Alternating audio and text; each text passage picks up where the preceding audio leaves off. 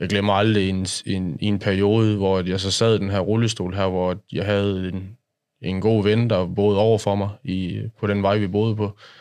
Jeg ringede til ham og spurgte, om han kunne komme ud og lege, eller bare lave et eller andet. Komme over og spille PlayStation. Jeg var lidt ligeglad, bare sad og glodede ind i en væg. Ja. Det kunne han ikke, fordi han skulle lige lave nogle ting, og så fair nok, tænkte jeg så tilfældigvis så sad jeg og kiggede ud af mit vindue. Det havde jeg lige ud til vejen. Der ser jeg så hans nabo, der var jævnaldrende med os. Han så gik over for at spørge, om han kunne lege. Jamen, det kunne han godt.